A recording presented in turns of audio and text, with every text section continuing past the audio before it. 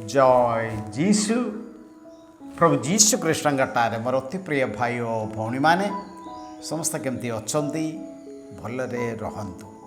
आपण मैंने प्रथम थर पर आमर यही यूट्यूब चैनल देखुं कि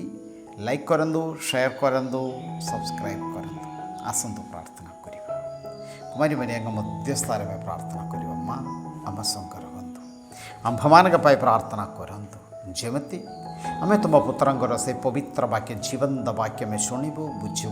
ता अनुसार जीवन यापन कर। नमस्ते मरिया अनुग्रह पूर्णा प्रभु तुमरी संगरे नारीगण मध्य तुम्हें धन्य एवं धन्य तुम गर्भफल जीशु परमेश्वर माता पुण्यमयी मरिया आंबे माने पापी आंभमान निमंते वर्तमान और आंभमान मरण समय निवेदन करो आमे जय जीशु शुणवा प्रभुंगर वाक्य पवित्र वाक्य जीवंत वाक्य माति समाचार अध्याय 11 पद संख्या 25 से समय जीशु कहले हे पिता स्वर्ग एवं मर्त्यर प्रभु मु तुमर धन्यवाद करे कारण तुम्हें सकल विषय ज्ञानी और बुद्धिमान लोकंठार गोपन रखी शिशु मानू प्रकाश करिवछ ओ पिता ताहा ही तुमर सदिच्छा थिला मोर पिता मते सब विषय न्यस्त करिवछन्ति पितांग व्यतीत अन्य केही पुत्र को जानती नहीं एवं पुत्र को व्यतीत अन्य केही पिता को जानती नहीं किंतु मु जहांग निकटरे पुत्र पिता को प्रकाश करने की इच्छा करती से ताहा को जानिबे। Praise the lord hallelujah hallelujah. विशेष करी मैथ्यू 11:26 कारण तुम्हें ए सकल विषय ज्ञानी और बुद्धिमान लोकंठार गोपन रखी शिशु मान को प्रकाश करिवछ। गोटे वाक्य आम ध्यान करिबा कारण तुम्हें ए सकल विषय को विषय सुसमाचार सुसमाचार से विषय की प्रभु कहती ए सकल विषय को विषय स्वर्ग विषय विषय गुड़िक अनंत जीवन विषय गुड़िक आम जीवनी ए पृथ्वी रे सरीब नाही ए पार्थिव जीवनी केवल गोटे प्रस्तुतिर समय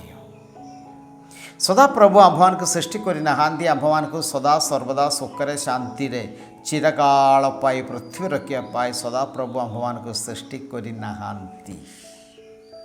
निर्दिष्ट समय आम्भमान को दियाई एही पृथ्वी रे से समय पर प्रभु हमको डाकिबे प्रभुंकर इच्छा अनुसार प्रभु आम्भमान करिथिबा योजना अनुसार आम जीवन यापन कलु प्रतिफल मिलिबो स्वर्ग ताहा ही हमें प्रत्येक जनक पाए सदा प्रभुंकर इच्छा हेले यही विषय ज्ञानी और बुद्धिमान लोकंठार गोपन रखी शिशु मान को प्रकाश करिवछ। यही विषय मनुष्य जीवन सबुठार गुरुत्वपूर्ण विषय गुड़िक मृत्यु विचार स्वर्ग नहेले नरक यहाँ ही जो विषय प्रभु एटी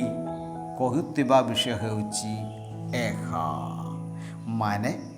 आम जीवन प्रथम स्थान ईश्वर को देवा एहा ही विषय वस्तु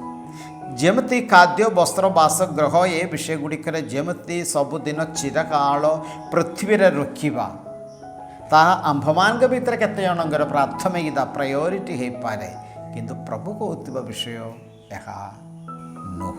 ताहा में भलरे में जानिबा तुम्हें सकल विषय ज्ञानी और बुद्धिमान लोकंठारु गोपन रखी ज्ञानी और बुद्धिमान किए एक ज्ञानी और बुद्धिमान प्रेरित मानकर कार्यावली आम भलरे जानुचु 12 जनक भितर जड़े प्रकृत ज्ञानी और बुद्धिमान थिला लोक दृष्टि किए आमर जुदास तापरे सदा प्रभु 12 जन को डाकिले तांग निकट को तांग संगे रहिबा पाई वाक्य प्रचार करिबा पाई अन्य मानंग निकट रे से वाक्य धरी जीवा पाई प्रभुंग नारे किंतु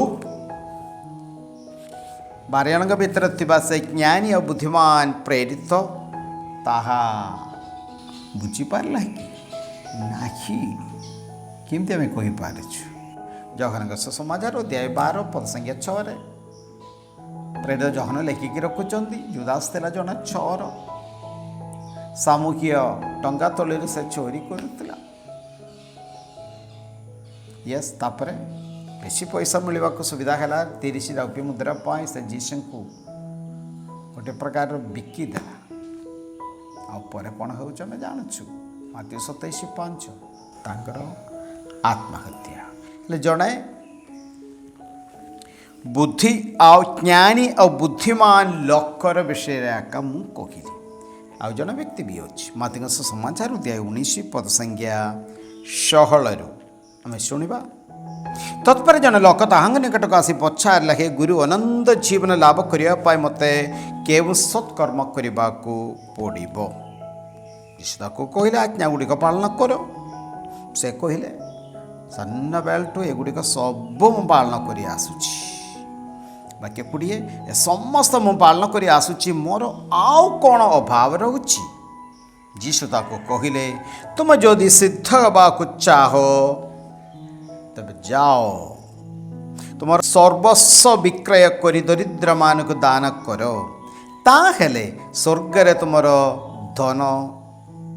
लाभ करिबो तापरे आसी मोर अनुसरण कर अनंत जीवन पाइबा ग्यारंटी हेबा जीवन रे प्रथम स्थान ईश्वर को देवा दरकार ईश्वर छड़ा अन्य कौन सी व्यक्ति जिनिष को आम हृदय रे ईश्वर ठार आम प्रथम स्थान देले सॉरी रॉन्ग नंबर तुम्हें मोर अनुसरण करने को तुम योग्यता नहीं बोलिया का प्रभु कहती तापर वाक्य 22 मार्क 19:22 ए कथा शुणी युवकटी दुखरे चलीगला कारण तार प्रचुर धन संपत्ति थिला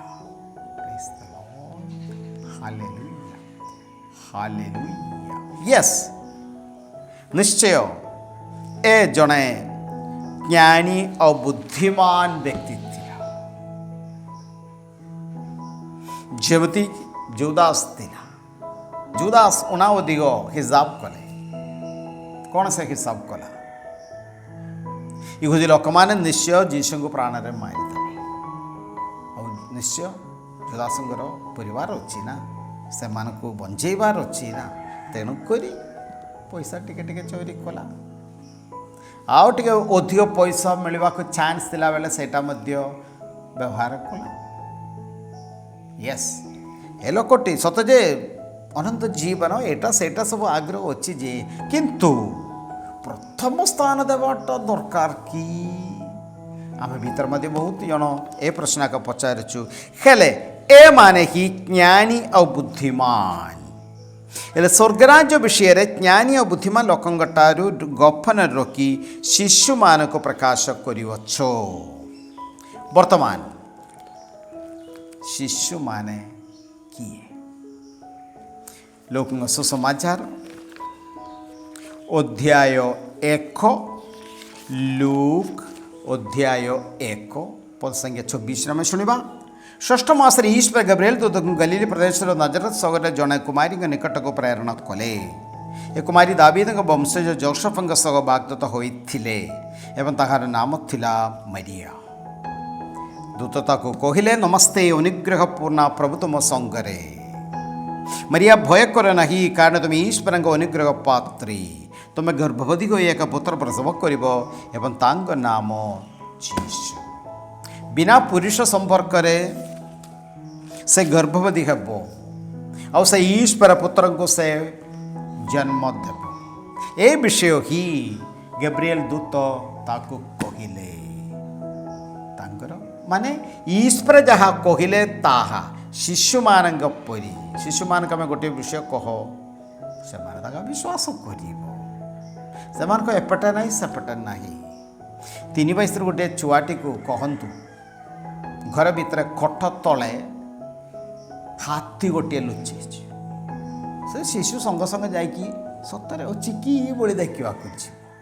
କାହିଁକି ତାର ବାପା ତାକୁ କହିଲେ ଛୁଆ ଘର ଭିତରେ କୋଠ ତଳେ ହାତୀ ଗୋଟିଏ। ଶିଶୁମାନଙ୍କୁ ସେମିତି ଆକା ସମାନ।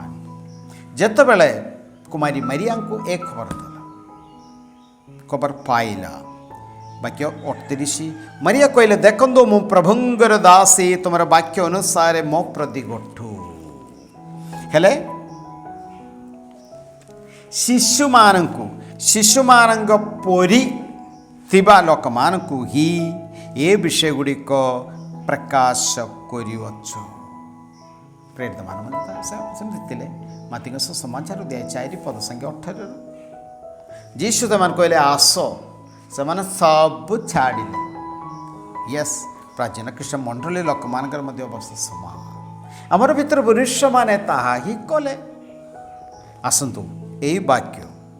ଏ ସକଳ ବିଷୟ ଜ୍ଞାନୀ ଓ ବୁଦ୍ଧିମାନ ଲୋକଙ୍କଠାରୁ ଗୋପନ ରଖି ଶିଶୁମାନଙ୍କୁ ପ୍ରକାଶ କରିଅଛ। ପ୍ରାର୍ଥନା କରିବ। ଧନ୍ୟ ଧନ୍ୟ ପ୍ରଭୁ ପରମେଶ୍ୱର, ଆଜିର ବାକ୍ୟ ପାଇଁ ଆମେ ତୁମକୁ ଧନ୍ୟବାଦ ଦେଉଛୁ ପ୍ରଭୁ। ତୁମଠାରେ ପୁରାପୁରି ଭରସା ରଖିବା ପାଇଁ, ଶିଶୁ ପରି ତୁମଠାରେ ଶହ ଶତକଡ଼ା ଭରସା ରଖିବା ପାଇଁ, ଆଉ ବିଶେଷ କରି ସ୍ୱର୍ଗ ବିଷୟରେ ଆମ ଜୀବନରେ କେଉଁ ବିଷୟ ପାଇଁ ଆମେ ଗୁରୁତ୍ୱ ଦେବୁ ସେ ବିଷୟ ଗୁଡ଼ିକରେ ସଦା ସର୍ବଦା ଆମ୍ଭମାନଙ୍କୁ ଆଶୀର୍ବାଦ କର। ସର୍ବଶକ୍ତିମାନ ପରମେଶ୍ୱର ପିତା ଓ ପୁତ୍ର ଏବଂ ପବିତ୍ର ଆତ୍ମା ଆପଣମାନଙ୍କୁ ଆଶୀର୍ବାଦ କରନ୍ତୁ। ଆମେନ୍। ସମସ୍ତଙ୍କୁ ଜୟ ଯୀଶୁ।